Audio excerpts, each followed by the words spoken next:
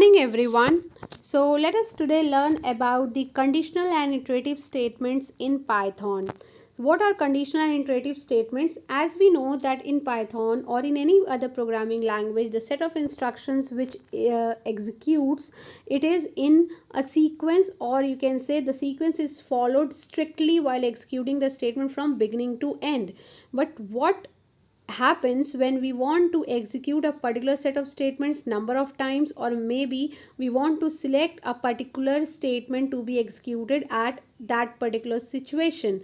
So for that we need certain tools for performing the repetitive tasks, or you may say that to take the actions at the particular moment of time, or where we can take the decision. So for taking the decision and for completing a particular task at that particular situation, Python provides us certain tools, and those tools are called as program control statements. So in this chapter we are going to study about the control statements, that how we can control the program to execute a particular set of statement in a particular time.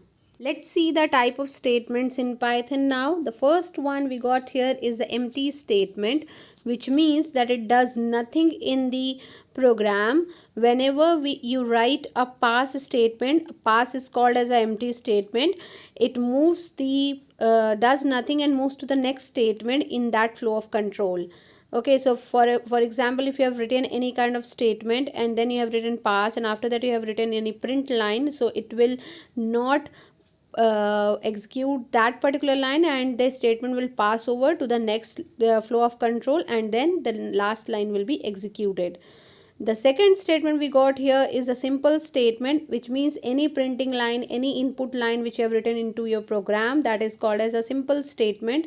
For example, name is equal to like I have written input statement your name, and then you have printed your name, like print name. So that will be called as a simple statement. And the third one is a compound statement.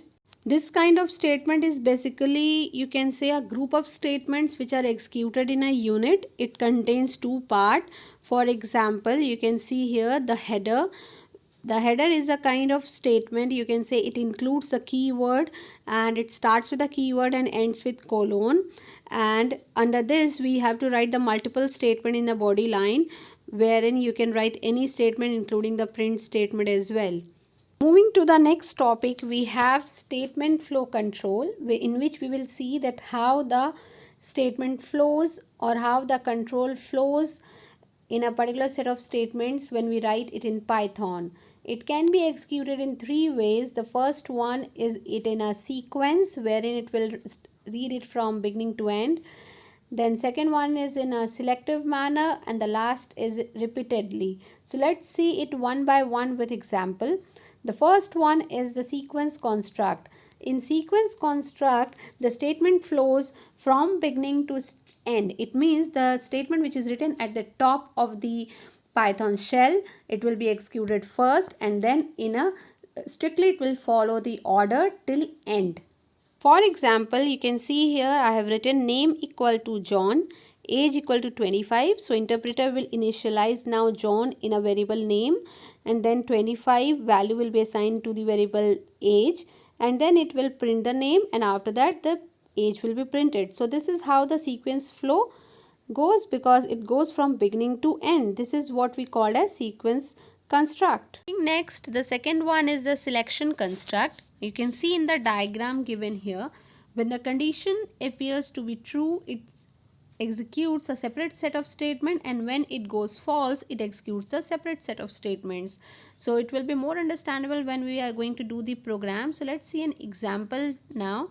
Here I have written a even odd program with the help of selection construct, and you can see here that I have taken an input in a variable where I am asking the user to enter any number, and then I am using the if keyword to check that the number is even or odd. So as we know that for checking the number even, it should be completely divisible by 2, so that is why I have used the mod operator here. The mod operator gives the remainder, so when it is completely divisible, obviously the remainder is going to be 0. And then we have learned about the double equal to, which is equality operator, which checks that the number is completely divisible and is equal to 0. Then it will be printing the statement which is even number, otherwise the selection construct will jump to the else statement and it will print the number as odd. So this is how the selection construct works. Now you have to practice all these topics at home. If you have any problem, you can text me. Till then, stay safe, stay home. Thank you so much.